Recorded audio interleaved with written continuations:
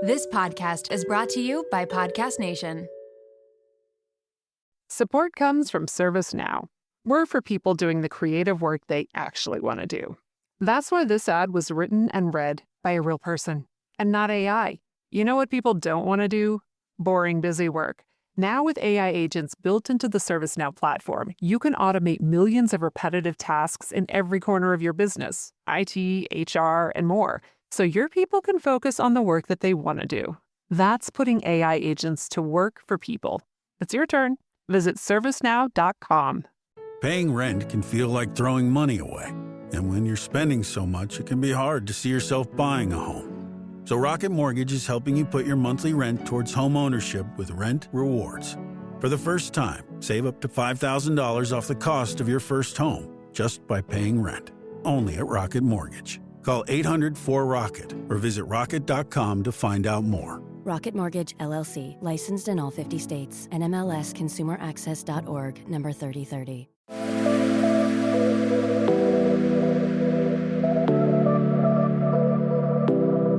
Welcome to Nirvana Sisters podcast, where we take the intimidation out of well-being and beauty to help you achieve your highest state, your nirvana. We are sisters-in-law and your hosts. I'm Amy Sherman. And I'm Katie Chandler. So let's get into some real conversation.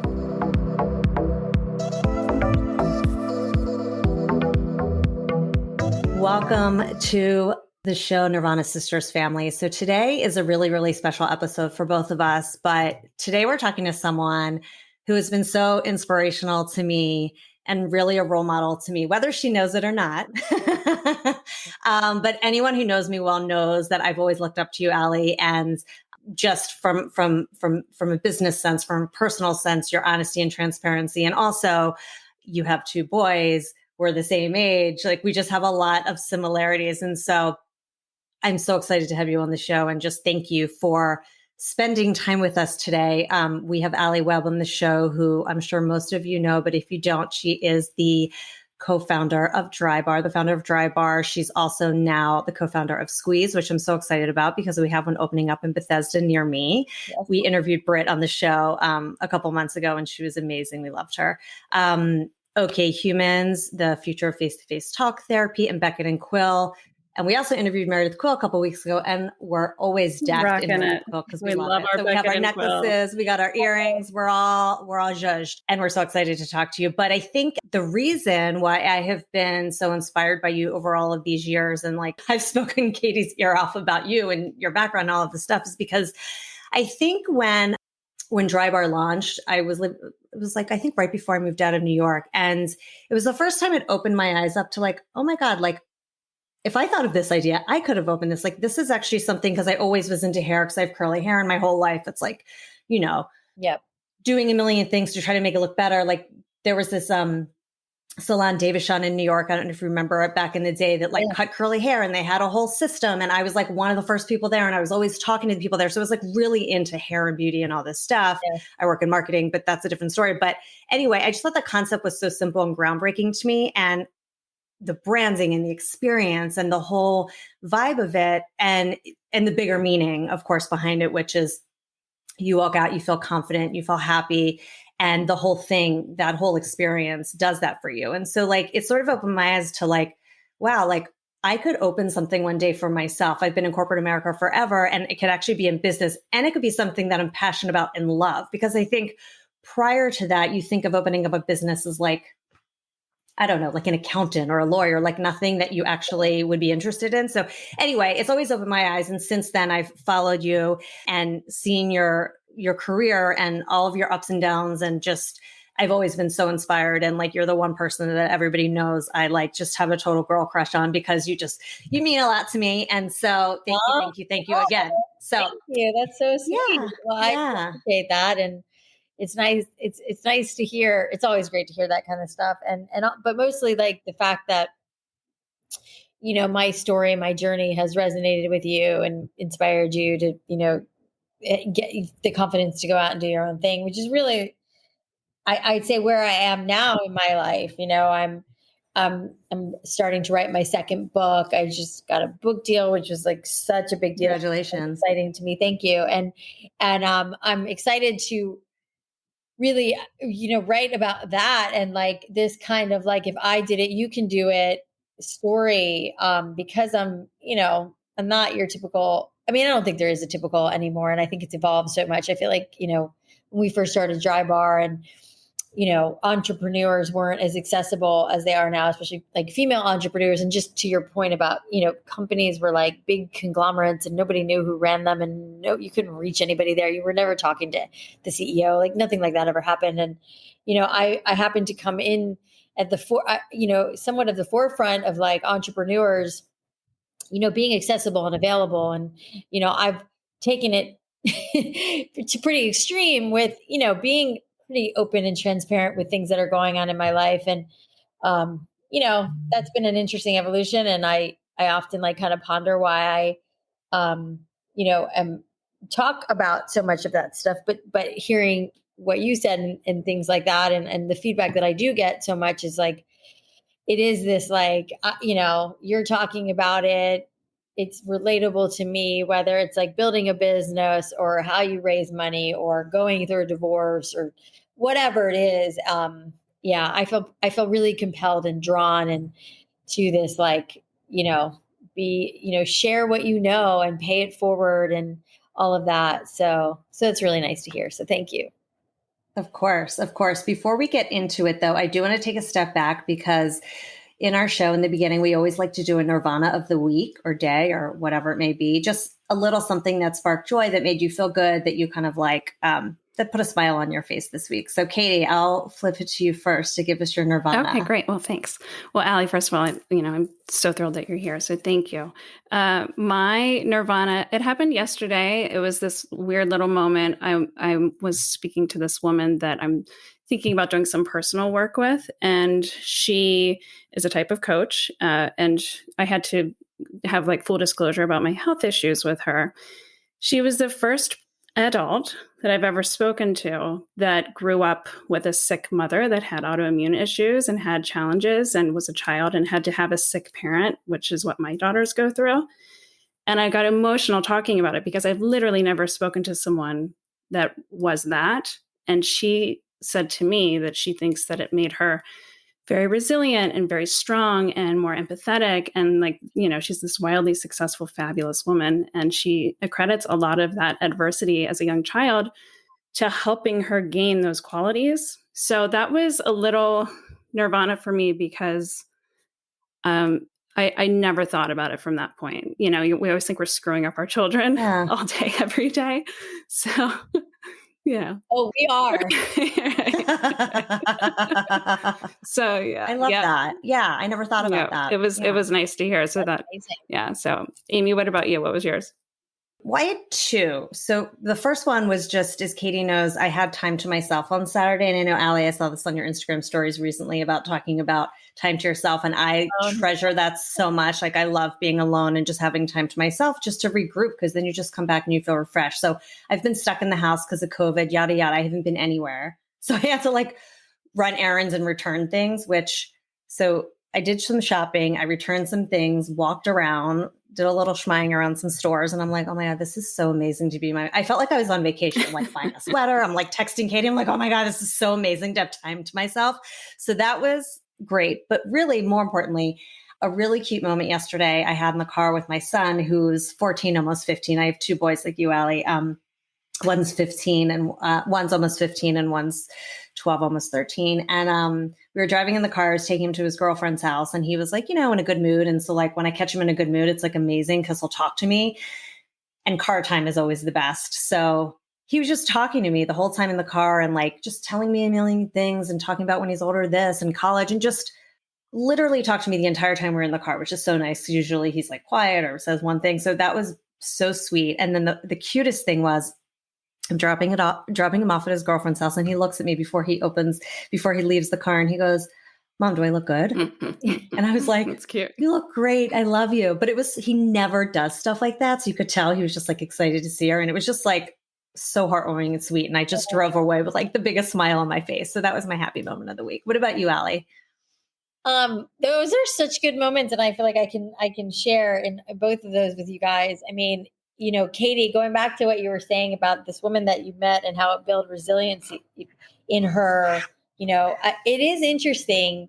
And I was joking that we all mess up our children, but I think we do. And I don't think it's a bad thing. I mean, I think it's like, we're just like, we're doing the best we can as parents. Our parents did the best they can. Like, I can point to lots of things that my parents did that were like, I wish, quote unquote, they had done different. Not really, but in the moment, and I remember when I was going through, my divorce, and my financial advisor, ironically of all people at the time, was like, because I was so worried, like, that I was going to fuck up my kids because I was putting them through a divorce. And our divorce wasn't, I mean, it was really rough internally, but we kept it pretty like smooth on the outside for my boys. And I remember him saying to me, similar to what you just said, that it was his parents went through a divorce when he was young, and it was so character building, and it made him so strong. And now, I'm not advocating for divorce by any means, but I do think that there is we're so worried about putting our kids through anything hard because we want to shelter them. I mean, it's just our natural, like, motherly instinct to want to shelter our children and shelter them from bad and evil and harm and all of that stuff. But like, it doesn't really prepare them. And, I mean, I had a fair amount of sheltering, and I had, and I didn't have anything really crazy to happen to me, but I do think that there is like some resiliency and strength in that. So I don't know, I just really relate to what you're saying. And I bet your kids will end up being really strong as a result, and I think mine are too, as a result of like going through a divorce. And, they see me so much happier on the other side of it. So like, while we were in like the mud and trekking through to get to the other side, it seemed like, oh God, are we ever coming back from this? And we have, and it's really beautiful now. So anyways, but as far as Nirvana moments, I mean, I love that, by the way. And it's a good reminder to like talk about the things that, I have this like, I think I have it right here, this like 5-minute journal thing that I write in pretty regularly. And it asks you really awesome questions, which I like because it's like an interactive thing, and which I like. But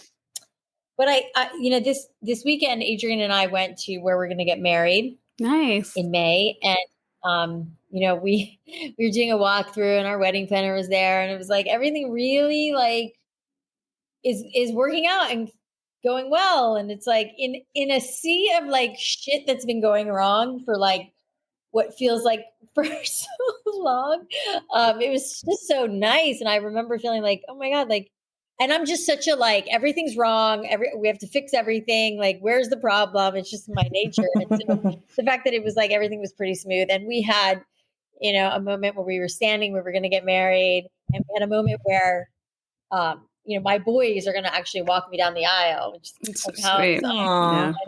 And we were like, we were kind of walking through, and we were standing, we kind of stood where my boys will like pick me up and walk me down the aisle. And I got so emotional, and I was like, oh my God, I'm going to be such a fucking wreck during the wedding. But it was the first time like some real emotion about the wedding hit me, and which is just like a weird place to be because, this is my second wedding, and it's like, it is just feel a little weird to be having a wedding again. Even though it's, a natural progression. So anyways, that was like a moment that really hit me. That was really sweet. That's great. I love that. Oh, Yeah. that's so Thanks sweet. for sharing. Yeah. Yeah. Congratulations on your wedding. We're so happy for you. I feel like, we watched the journey of everything going on. I feel like there were so many raw emotions, and like to see you come out with an amazing guy. And I actually heard the podcast episode when you met those, that matchmaking company. I remember the episode from Raising the Bar, and, I'm just so happy you found such an amazing guy. He just seems so not intuitive, but evolved, introspective. Yeah, like introspective. It's very. My husband's like that too, and it's an incredible quality, and it really brings out so much more. So that's awesome. And when are you getting married again? We're getting married in May. Nice. Yeah, and it's like, it felt like, we had like not a long engagement, longer than my first marriage anyways, and or my first engagement, and it was felt like it was so far away, and I can't believe it's less than 5 months now, and it's like, that we have so much going on that these next 5 months are going to fly by, and I'm so excited. And it's like, it's a little, it feels like a do-over in a lot of ways, and to really be planning this thing exactly how I want it, exactly how we want it, and not like, unfortunately my mom passed away about 6 years ago. So she's not in it, which is a bummer. But I mean, it's also like we're paying for it. We're doing everything exactly how we want it. We're making it exactly what we want. It's not, there's some tradition. You have all the people there you want. Yeah, it's just awesome. My first wedding was like all of my parents' friends, which was awesome. Right. They gave us a lot of money to start our lives. Definitely is a totally different vibe. And and I think also just based on like how the last couple of years have been, to be having everybody in one room together feels like, super special. So yeah, for sure. So special. And it's nice that you got to see kind of a preview this weekend and got to like take it in for a second, because you're probably running a mile a minute. And so to have that reflection moment is so nice. It's so nice. Awesome. Okay. So we're going to give you some quick fire questions, get into some stuff. So I guess I gave a little bit of your background, and I'll probably give some in a pre-record. So just speaking about your mentors, I mean, I think a lot of people look to you as their inspiration and like mentorship. Who were your mentors? I know you've talked about your brother a lot, but who kind of gave you guidance and still gives you guidance, and who are you getting inspiration from lately? Yeah, I mean, it's really all over the place. I mean, I would say like first and foremost was largely my parents and my mom, as growing up as like, in a family where my parents had their own business. And, I mean, going back to what you're saying about our parents and the things they aren't doing that we think they should be, like, my parents worked. I came home from school and my parents were rarely there. And I used to always joke around that I wanted a cookies and milk mom, because like that's what my friends had, and I had this like, why aren't you that for me? And when I was little, it really bothered me. And as I got older, I learned, the older and older I got, the more I realized that like I watched my parents work really hard for what we had, which took a long time, and it I don't even think I was aware of it. It was building such a strong work ethic in me, and I really realized it once I went out into the world, and I went out into the world, and I was like getting my first jobs, and I was treating every job like it was my own. And I was, and I was like, what, where did this come from? And I realized it was really from as I got older and I understood it more, it was like from watching my parents and how hard they worked. And they just always instilled that in us. And I worked for my parents when I was young too. And so, my parents always had such a great work ethic, and they worked really hard, but they also had this like, kind of work hard, play hard mentality, where like my parents were always like, if you do what you're supposed to do and your responsibilities, then you can leave when you want, or have a little more freedom. Just do your job and do what it's supposed to be done. And that work ethic always stuck versus like when you could be sitting at a desk from here to here. It was like there was a flow of like, you can kind of, as long as you're doing what you need to be done, and that attitude, I think, instills a stronger work ethic of wanting to do something versus having to do something, So I would say, for me, it really started there. And certainly my brother along the way, has been a strong inspiration for me and mentor for me. And then I think it's like varied over the years, from like people like Jenna Gerwich, who is the founder of Laura Mercier Cosmetics, and she, introduced me to some really great people and taught me some really great lessons about building a product line early on. And, like, I don't know if you know who Wendy Zomner is, but she's the founder of Urban Decay Cosmetics. And we had the same, yeah, I know that name. Mm-hmm. Yeah, we had the same financial guys, the same private equity guys. And so, she was like helpful in like bridging a gap when we were raising money, and I was learning how to like deal with private equity guys. And, I feel like just like friends and relationships and, mentors, like they come into your lives in the time where like you need them. And it's like, just like anybody else, it's like, sometimes you just need somebody to help you with this thing that you're going through. And then you don't anymore, and I think that's like kind of the nature of mentors and people who are inspiring to you. And, and then there's been people like, like Whitney Wolf, who's the, founder of Bumble, who's become, a friend of mine who I don't really talk to all that much anymore, but I did when I was going through my divorce. She was really there for me, like unexpectedly, and really helped me. And like Maria Shriver is someone I've always looked up to. And I'm not like a big I listen to a lot of books on like audiobooks now, but I can't sit and read. I don't have the patience. I get tired. Same. But I can listen and walk, and I'm very happy. I love, Totally. Yeah. that way. But I happened to read a lot of Maria Shriver's books when I was a kid. I was just really inspired by her, and it was very serendipitous for me as I got older, and she interviewed me in the early days of Drybar, and Catherine, her daughter, like stumbled across Drybar and loved it and told Maria about it. And then Maria called me. It was just like this like love fest, and we became friends, and, and kind of intermittently. And then once, when I was also going through my divorce, and, I didn't have my mom, and she just really was like very like, she's very tough love. If you know her, she's like no bullshit, like right to it. And I kind of needed that, I mean, I remember being on the phone with her one morning, and she was like, basically like, get the fuck out of bed. What are you doing? And so, she was helpful for me in that way. And, so I don't know, I could probably go on and on about the different, I've been really fortunate and lucky to have some really amazing women around me in my life that have, inspired me and helped me and guided me through different, phases. And, I think all of I would say it's safe to say almost all of my friends are founders, entrepreneurs, or, running big companies or at the helm of big companies. And, we all lean on each other from time to time. So I feel like I have a pretty big network of women that I can call on when I'm like, need help with something, confused about something, need to bounce something off. So yeah, they come in all shapes and sizes. Yeah.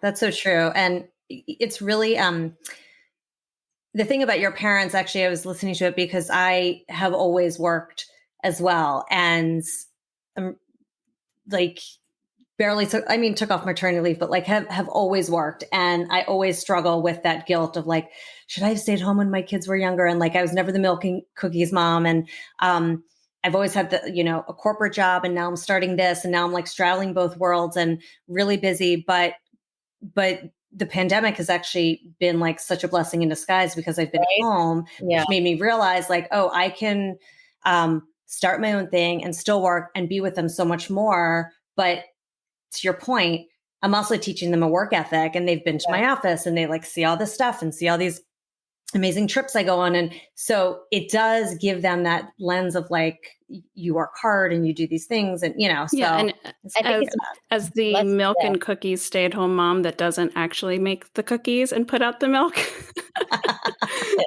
Oh, please, Katie, she's an incredible mom. No, but I can tell you, what I always stress about is, oh my gosh, my children aren't seeing me work. I need to show them this great work ethic and all of that stuff. So it's just funny. But I love what you're saying about your parents, the work hard, play hard thing, because our household is all about that. And I never correlated it so much to the passion for working and getting it done so that you can feel like, all right, I can do whatever I want. I've got the world is my oyster. Like you said, wanting to do it instead of having to do it is key. It's such a great lesson. Yeah. Yeah. So important. And I learned that through parenting too, right? It's like my kids are, a lot like me. I think we're all like this. It's like if someone's like forcing you to do it, you're like, fuck that, I don't want to do it. But if someone like allows you to find it, and works, it's like so true of all the things, right? It's like you can't be forced. It's like you can't. What's the old adage? You can bring a horse to water, but you can't make it drink. It's like you can only do so much, and and you get resistance. So yeah, it was a good like early life lesson for sure. Yeah, that's great. Now you're all right. So Drybar, Squeeze, Beckett and Quill, and they've all been like back to back to back to back to back. What have been some of your biggest challenges and like learning curves going through, this journey? I mean, it's a lot, starting one after the other. Certainly there's got to be a couple of things that have stood out. Yeah. I mean, I think it's kind of different for all of them. I mean, with Drybar, it was like, it was going from, and I'll make this brief because it's like 10 years worth of this, but like going from it being like my baby, my business, me and my brother, and like slowly bringing on more and more people, to it becoming this like massive brand and needing so much help, and not being the one making every decision, not being at the helm of the company anymore. And that transition was really hard for me, and it, as I look back on it, it was definitely like a process, that I don't think I could see at the time, of like letting go and learning that like, I needed really smart people around me who knew lots of things that I didn't. And now it's like a very crystal clear lesson. But at the time it was like, I was a maniac about it, and I had a hard time accepting, letting other people do what they were really good at, stuff that I didn't know, so it was like an interesting evolution, both a personal and professional evolution to like, navigate learning how to be the boss and having to be the person that you feel like has to know everything and make every decision, to being like, wait a second, I don't have to know everything and I don't have to make every decision. I can I can utilize all these people around me and let them, feel empowered and whatever. But then there's like ego and you're like, no, I have to know everything. And no, this is my idea. And I have all the answers and I'm the smartest person in the room, which was never the fucking case. But you're under this, like, what am I supposed to be doing? What do people expect of me? There's, for me, there was no there was no guidebook on this. You just kind of made it up as you went, which, it feels very liberating now. But at the time it was very stressful. So, I think it was like it was a process, and I learned so much as a result. And, and then I think what was an interesting transition for me was going from like being in the day-to-day to not being in the day-to-day to like finding my new role within the company as we grew it and brought on a professional CEO, and all these people in the company had expanded so much, to then like, figuring out where my place was. And then, because Cam, my ex-husband, was the creative mastermind, and we had a creative office separate than we had our main office in Orange County in Irvine. And then we had our creative office in LA. And then once we split, and that was the office I worked out of, now I'm like, shit, where do I go? What do I do? I'm already not quite as involved as I was, but not completely out. So that was a really hard time for me. And also it was, but it was a really great time. It was such a reinvention, where I was going through the divorce and like rediscovering myself. And, while it seems back to back, I really did have some time. We were starting to build Squeeze, which Brittany, who you now know, who, for people listening, ran our marketing at Drybar. She, Michael actually approached me about doing Squeeze when we were still in the thick of it at Drybar. And I was like, no, like, I don't have it in me to do that, because I was so burnt out by that point and life was so crazy. But Brittany wanted to do it, which we were so grateful for. And she's done, a phenomenal job. So I was really grateful. I was able to like coast there for a little while we were like between and the divorce, and then Squeeze was happening. And, I did have like a year there where I think I led on to it a little bit, but where I was really just like sucking air and just trying to stay above water while I was like dealing with my personal stuff, which then, on the flip side made me a softer person, like probably a better person, a stronger person, and all of the things that I, became. And then that's kind of when, that was kind of somewhere in the middle of the pandemic and things were crazy with Squeeze. And now we're like up and running and we're opening more. And, about a year ago is when I discovered Meredith and we became friends. And I thought, that there's really something here. And that's been a really fun, like, labor of love kind of project. So they've all happened in this really interesting way. But it's been a lot of like self-discovery and a lot of like, I hate using the term like lonely at the top, but there is some truth to this. Like, I built this business and we had a lot of success, and like, and then in like what felt like one fell swoop, my life kind of completely unraveled. And like, what am I doing now? And I've had to like figure all that out. And, but I'm grateful for it, and I feel like I've kind of landed on my feet, and I still kind of feel a little like all over the place. Like, what am I doing? And my schedule and my life is such a mixed bag. It's not one, I don't do the same thing every day ever, so I'm, and I'm exploring lots of different projects and investments and all sorts of different things now. So I'm finally at the point where I really like what I'm doing. It just doesn't look like anything like it's ever looked before. So I don't know, I guess it's kind of just rolling with it. And yeah, you're evolving every day. And it's actually, I was listening to you and I was thinking, people that our listeners are entrepreneurs, founders, but also people that work, in corporations and big companies. And a lot of the things you said resonated, because I'm like kind of on both sides, right? I've had a corporate marketing role for so long. And the things, and I've always been very entrepreneurial in the corporate world, and because I've always like come in and had to build something, like build the social media strategy, build the content strategy, because none of that ever existed. So I definitely, there's so many parallels in you're moving your way and you're navigating, and then you're like, should I be doing that? Should I not be doing that? I don't have as much control as I used to have. Wait, I used to work on that brand and they're not doing it the way that I would do it. And should I, there's a lot of comparisons, even though you're in a big company, like as you grow and evolve and lead, you just learn more and more about yourself, what you should be doing, when you shouldn't be doing. And like, I'm still learning it myself. And I know you're starting the Impact series, and we're excited to hear about that, because I know that's in a couple weeks. And I think it sounds like such an amazing experience for people who are starting up. If you want to tell us a little bit about that. Yeah, it is. It's so funny. I don't know if I'm just crazy, but I feel like, oh yeah, I forgot about that. That's true. I am doing that. I'm doing that in a couple weeks in Nashville too. You're doing too much and you forget about half the things you're doing. And I was literally just sending emails about that before this call. Anyhow, yes. So the Impact series was really born out of this, like, a couple of different things. Like my desire to give back, pay it forward, all that stuff is really important to me. And over the years, I mean, that's kind of how, Raising the Bar started, because Michael and I were getting, hit up all the time from people who wanting advice about starting a business and running and growing and scaling a business. And the podcast was kind of our answer back then to like get a lot of that information out there. And, since we stopped doing that, and I continue to get, inquiries from entrepreneurs all the time, or like, hey, can we go have coffee? Can we sit down and talk about my business? And I'm like, well, I'm like, my bandwidth is pretty small. Like, that's not realistic or scalable. So how do I give back? And I've tried, a lot of different ways. And when Adrian and I met, and he's a coach of like founders and entrepreneurs and CEOs. And that's like what he does. Like he coaches people like me, so him and I, like, I could have definitely used him like 5 or 6 years ago when I was in the throes of it. And I've learned so much from him. And there's so many things that I would think about differently now than I did then, had I had someone like that. And ironically, my brother and I used to talk about me getting a coach all the time, which I thought was like the most ridiculous thing.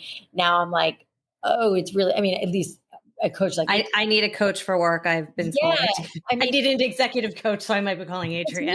It's really interesting. And I really don't think I understood like what a coach does. And I think there's a lot of people like coaching out there, but he's like, and I always kind of joke around that I'm like, you just kind of tell people like what they should be doing, what to do. And he was like, no, I help them see the things that they are missing, and I help them discover things about themselves. And I'm like, oh, and he's certainly done that for me in a large way on a lot of different things. And anyway, so, his experience with coaching founders, people like me, entrepreneurs, like people that are maniacs and all over the place and crazy, who are mostly entrepreneurs, putting to bring that together, from his experience and my real world experience, and to kind of combine those, that chocolate and peanut butter combination seems so great. And so we were like, and we love working together and being together and traveling together. So we're like, how do we combine these two things? And that's kind of how the Impact series was born, of like, let's keep it really small. We only allow up to 20 people in the room. And it's like very much a deep dive into whatever's going on. We've done a couple of them now. Like, what's going on in your business? What's working? What's not working? What are your biggest challenges? What are you struggling with?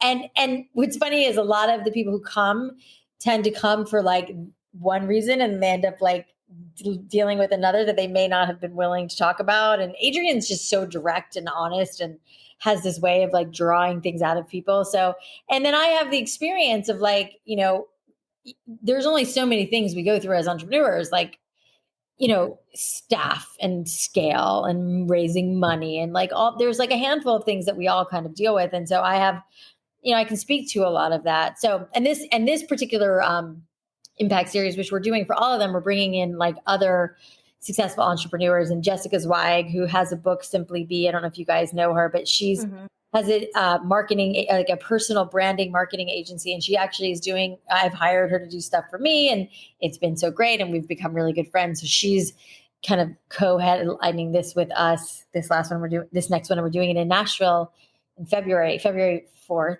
And it's super fun to be in a room. It's very vulnerable. It's very honest. If the people are willing to be that way. And usually they are. It's a pretty sizable investment. So it's like, it takes, you really need to want to do the work when you're there, and it's very immersive and it's super fun. I love it. I feel very connected to the people.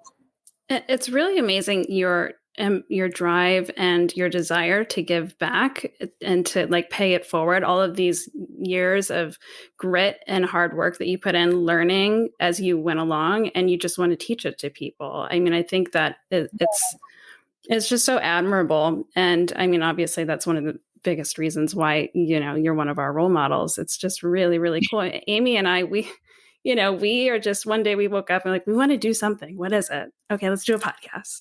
All right. So we make this podcast and it's fun. And we're talking to all these really great people. Let me interrupt. It wasn't let's do a podcast. Okay. I was talking to my husband and I'm like, Katie and I always have these really great conversations about well-being and taking care of herself. And she's got an autoimmune and I get vestibular migraines, and she's always researching, and people always ask us like, oh, what should I do for this? And what should I do for this? And like, how do we just talk about it? Like we're talking on the phone and people are listening in. So we're like, okay, the podcast is the first way to do that, but that's just the start. And the only reason I'm cutting you off to saying that, Katie, is because there is something special about Katie and I's conversations, I think. And what we've been told is that, similar to you, like we have a very real, authentic way. We're not like editors talking about well-being and beauty and all this stuff. Like it's more, we want to make it more approachable and not that intimidating sort of like, your business have been, right? Like it's like the accessible luxury. So we're like the attainable, real, like we really get into it. We ask all these like silly questions. We'll have a doctor on the show, be like, wait, what does this mean when you get, so my point is I was just saying, Katie, before we got on, is like, my husband was saying like, you guys go deeper than like the typical well-being, and like, you guys don't sell yourself short. And that's why I'm cutting you off, Katie, to just say like, it's not just that. Like Katie she's a really incredible researcher, and she just knows so much about health and well-being that I was like, you need to be telling people, and I need to be telling people my side. So anyway, sorry, I went off on a tangent. But yeah, the whole point is that we have like this young entrepreneurial spirit in us, and to be able to look to people like yourself to learn the ropes. It's invaluable. I mean, it really is, because here we are, we're like spinning our wheels all the time. What do we do next? How do we get to the next big, like what, and what we is have like it? 10,000 ideas and how do we put it together? Yeah. And anyway, I digress. Yeah. And the girlfriends in business, we love too, because Katie and I send back episodes to each other because I'm like, listen to this. This is so helpful. Like the one the other day, I forgot, it was Lori talking to, I can't remember her name, but she was talking about like the different pillars of like what kind of business you are, the 3 R's. And that was so helpful. I was like, oh, that like really helps us understand like where we fit in the mix. Yeah. So anyway, how's the podcast going and all of that? Is that? It's good. I mean, it is, I'm definitely, challenged in time. Like you guys do a lot. It's like 3 episodes a week. Yeah, I don't do all of that. I only do a couple of them now. I've had to I've had to like pull back a little bit from it because I just don't have the bandwidth between the book that I'm writing now, Impact Series, Beckett and Quill. I'm on not only like still Drybar board, Squeeze, OK Humans. I've joined a couple other boards. There's a company called Ideal Image, which is like the biggest medical spa in the country. Wow. I know that company. They actually recruited me. That we can talk about that offline. Oh, funny. And I joined the board of Onsite because Onsite, out of Nashville was a really helpful. And just, Miles, who's the CEO of Onsite, has become a near and dear friend of mine. And I love what they're doing. I mean, they're doing incredible work. And so, I'm just pulled in a lot of different directions. So the podcast was a little bit challenging. So I do a couple of episodes here a month with them. So it's going really well. I'm not doing quite as much as they are. But, I'm just trying to figure out, where to put my time, which, like I said, I don't even. Right. You got to prioritize. It's hard. I have this whole other big project that I'm launching soon. It's just, I can't like sit still, I'm trying all these things. So I'm even getting into like the NFT world, which is really exciting. Wow. There's just like all this fun stuff. So, but I love it. You mentioned Wouldn't change it. your book. So you have a new book that you're currently working on? Yes.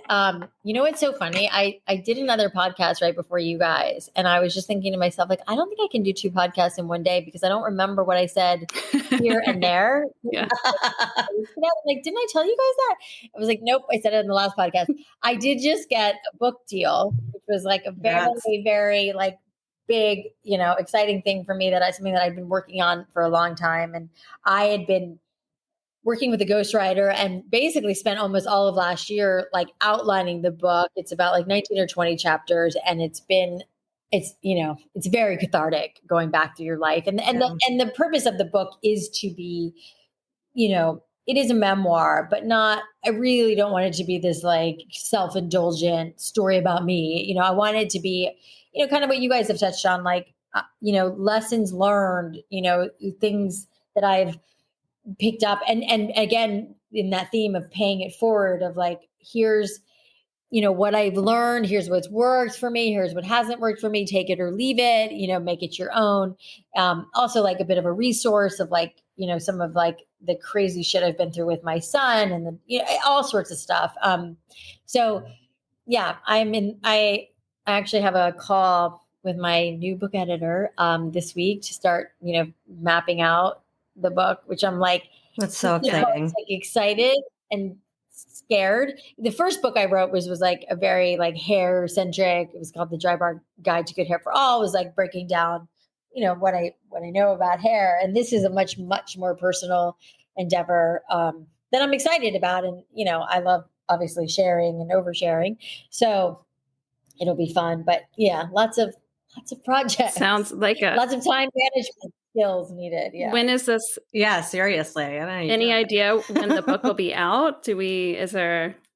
Probably early 2023. Okay, great. Is what it's looking like now, which does seem really far, but not when you're writing a book. Have you read the Jen Atkin book? I heard that was really good. I started it and I haven't finished it. Read it, but I love Jen and I've heard it's amazing. Yeah, I've heard it's incredible. I've heard really good things, and she's a gem of a person, and I'm sure, she's very smart, and so I'm sure it's great. Yes, like you, I'm listening to it, but this is what I do. I listen to like 5 things at once. I'm sorry? She read it herself? I don't know. That one I started reading on my iPad at night when I couldn't sleep. And then I bought the audiobook, but I don't know if it's her because I've only listened to it a few times. I love, obviously we both have a love of audiobooks. Like I love it when the author reads it, and I plan on it's so much better. Mine too, because there's emotion and, so I'm excited to do that. Yeah, I think it is her now that I'm thinking about it. I would imagine her, yeah. I have like 10 books open right now. It's just like go from one to another. All of those kinds of books. And then I have like just complete like, non like helpful books at all, just like guilty pleasure books. So those are something to help shut the brain down, that very, very busy brain of yours. Yes, exactly. All right. Well, you know what else we should touch on really quickly, just because we did have Meredith on recently and it was right before the holidays and we saw her. How did Beckett and Quill do during the holiday season? Because she had some super exciting promotions and everything. It was great. Yeah. I mean, it was such a great holiday season. We were,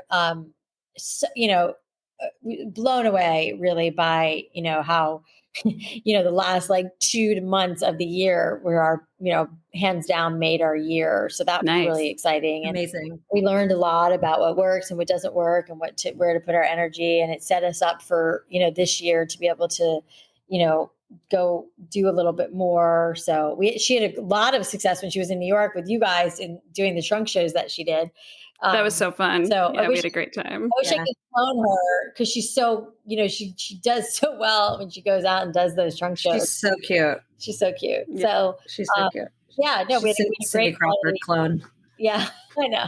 When she was on, I was like, has anybody told you look like Cindy Crawford? Because I can't she's or spitting in it. She's like, oh my God, Alli says that all the time. I'm like, you're exactly her. Yeah, the mole and the thing. Yeah, the whole thing. The picture, we posted a picture of her today because it's her birthday. And I think it's the picture. It's a picture of her that really, I feel like looks like Cindy Crawford. Yeah. Nice. We'll just so cute. What a compliment, right? Yeah. Good. Well, congrats on a good holiday season. That's exciting. We love what you guys are doing with Beckett Quill. It's Thank you so right much up our alley. You guys have been awesome.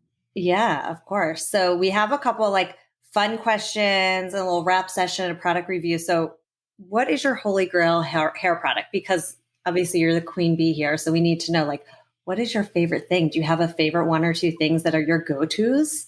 I mean, they fluctuate so much. It just kind of depends on like where I'm at in my hair journey. And I don't really blow dry my hair all that much anymore. I mean, as you can see, my hair is a little bit dirty right now. I kind of like it. I really like undone hair. And I've always said Me that, too. even in the throes of Drybar. But I would say like the product that I've stuck with for a very, very long time is probably our 3-day bender, which is a curling iron, that has a rotating barrel. The 1 inch, like I've used it forever. It's such a great iron. You don't need to make it very hot, and it gives you all sorts of different curls. So I would say that's probably like a staple in my hair wardrobe. And then, I kind of go back and forth with different like serums. We make a great one that's a treatment. It's called the treatment oil, 100 proof. But I really use a lot of brands, a lot of different hair products from different brands that I love. Gosh, what am I using that I really love right now? Can I tell you a funny hack? Yes. So the Drybar dry conditioner, which I love the smell, and I know smell is like, you're very sensitive to smell, and like I am too, and I love that smell. But I've been I have a puppy. We got a new puppy recently, and I spray it in her hair every once in a while just to like, I don't know, give it a little bit of life. But sometimes, she's outside, whatever, and it makes her smell good. And like my mom came over the other day, she said, "She smells so good." I'm like, "Oh, I put some dry conditioner." That's a really good idea. So funny. My dog particularly smells. That's so funny. And I would say like our dry shampoo is I use the brown dry shampoo a lot to cover up like my gray that comes in. And that's like one of my favorite go-tos. Oh, I didn't even know they had that. Nice. You do? Nice. Detox. Yeah. These are good ones. All right. Well, let's kick it to our wrap session, because we have taken up so much of your time. You've been so generous. So do you have a favorite wellness or beauty hack? I would say my latest beauty hack is I recently discovered there's this company called Canopy. They're kind of like a revolutionary humidifier. So it's like not the humidifier. Oh, I know that brand. Yeah, it's really cool because they figured out this technology so like your humidifier doesn't get gross and moldy and gross and gooky. And there's some really amazing data on like how good it is for your skin and your scalp. So I use it. It's on constantly. We never shut it off. It never, you have to change the filter once every, I don't know, month or something, but it's really, really easy upkeep and I love it. Nice. Oh, that's a good one. I literally don't use humidifiers because of that exact problem. Like after a while, they get gross. No, I know. But it's fascinating. And I've learned a lot about this company because it's a long story. But, I was also like meh on humidifiers and you use them kind of when you're sick and whatever, but they get so gnarly and so you throw them away, Yeah. However, it's a like multi-billion-dollar industry. I'm like, how in the world? And these guys who started Canopy, who I've gotten to know, which is, it's been kind of an interesting evolution. They're like, yeah, we just realized it was like these guys started it who realized like their girlfriends were like, saying that their skin was much better from having a humidifier, but there were so many issues with them. So they are kind of entering this beauty space. And I was like, I've been using it now for a little over a month. And I'm like, my skin looks and feels so much better. And there's so much technology and like the fact that, it doesn't put it like a big water molecule into the air, which would be really bad for our hair. So it's pretty awesome. Yeah. There's some really cool technology with it that I've geeked out on a little bit. So I need to try that because same thing. I think Lauren Bostic did a collab with them. She did. Okay. That's how I know the brand. Okay, cool. We got to try that. Yes. Okay. Then the next one is called our 5-minute flow. So you just get out of the shower, your Uber pings you, they're downstairs, they're 5 minutes away. So what is your quick beauty routine? Like, what are your go-tos? What do you throw on? What do you put on your face to get like downstairs and in that Uber on time? Well, I would say the biggest thing is like, I don't know if it's because of like my age, but like skin is really important to me. So I always put on like, I'm like very religious with Shani Darden products, and I'll put on like a toner first, because I've learned that like if you put that on first, it helps the other stuff seep in more. I always use a serum. I start with Shani. I use a serum, and then I like always. I usually have, if I have time, I'll put on like blush and lipstick. But I always have eyeliner and mascara on. It's like I do not feel like myself if I don't have that on. Everything else is like kind of like meh. But it's eyes for me, and like a lot of shit on my face. Feel you on that one. No, that's funny. Yeah. I refuse to leave the house without like liner. Yeah. I always have liner. I used to like line the inside of my eyes, and then I started realizing that like my eyes are very small, and it looks smaller. So now I just do the top, and I'm embracing it. I'm good with it. Do you get lost in the TikTok world of like hair and beauty hacks? I'm like, I can't stop. Oh my God. There's so many good ones. I totally get it. And if I see something, I can get locked into it. But I'm honestly like, so embarrassing, but like, you know, you've probably seen me post about my cat, which I'm like such a dog person. Yes, Cookie. But we talked about the AirTag the other day. Yes. Oh, right. You guys, I just ordered the collar to her because I good AirTag on her, because that was the most traumatic thing, thinking I lost her. I was such a fucking wreck. And yeah, it's so scary. I end up I end up watching so many fucking kitten videos now that I'm like, what happened to me? Who am I? What's wrong with me?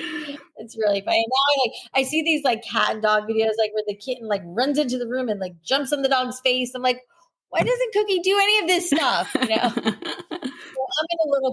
I'm in such an animal person, and like it's my dream to have like a farm one day and have tons of dogs and cats and chickens and all of that. But that's coming. Well, maybe that's a good segue into how you maintain your daily nirvana. Is it possibly the kitty videos? I think it's a mix, you know. I mean, I kind of like the post I posted this weekend of like I realize I need like alone time, and I definitely think I'm like an introverted extrovert. Like I can really turn it on and be on in front of camera and all that stuff. But then I really like my downtime. I really love my downtime, and I think that's kind of what keeps me like in flow, you know? Yeah, totally agreed. Okay, well, typically on the show, we end with a quick product review, like what we're loving now, and a quick mantra. So we're going to do that quickly. So, and I think you'll like this, Alli, because it's kind of related, but not related to something we just talked about. So I don't know if you've heard of this brand called Vitruvi, these diffusers. Oh, no, I haven't seen that. They're air diffusers. But the reason why I like it is it's stone and it's really beautiful. So when you have it, so you can, I never was like a diffuser person, but I saw these and I'm like, oh, they're like pretty and they look nice in your office or your home. And I'm going to show you my phone. I don't know if you can see it right now, but there's all these amazing colors. I don't know if you can see this, but there's like white and pink and like if you go on their website, but they have eucalyptus color and gray and yellow, not a buttercup yellow, but like a mustard yellow, and they have a teal and like just all these beautiful colors. What's wrong with buttercup yellow? No, nothing. I'm saying they have a mustard. Where's the yellow cup? Where's the buttercup yellow? But anyway, they have cream, and anyway, they have all these beautiful colors for Vitruvi. They're just very like chic and luxe, so they look nice in your home. They look like a piece of like decor versus just like an ugly diffuser. And one of the things I love about Canopy is they're like that too. It's like so it's so beautiful. Body, And then I got like 3 different scents. I love grapefruit, so I put grapefruit in there, and then I also have like this grapefruit eucalyptus kind of mix, and then one with lime and juniper and whatever, and yummy smells. But anyway, I just started using it, and now that I have my smell back after COVID, I'm loving it. So it's just a really nice product if you want a diffuser that like looks chic and nice and all types of colors. I think it's around $110, but it's a good one. So that's what I'm loving right now. Love it. It's a fun one. Yeah. All right. Well, I will wrap with our mantra in honor of Martin Luther King Day. This is a Martin Luther King quote, and it's also very appropriate to your unbelievable entrepreneurship. So you don't have to see the whole staircase. Just take the first step. And I've heard that one. I knew it was going to be a good one. That's a great one. I love so it. true.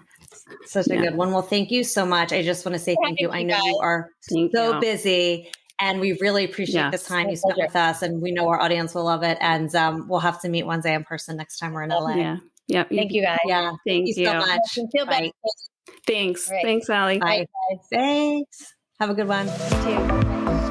Thanks for listening to Nirvana Sisters. For more information on this episode, check out the show notes, please subscribe, and leave us a review. Also, find us on Instagram at Nirvana Sisters. If you loved what you just listened to or know someone that would, please share it and tag us. Tune in next week for a fresh new episode of Nirvana Sisters. We'll continue to watch out for all things wellness so you don't have to. Bye.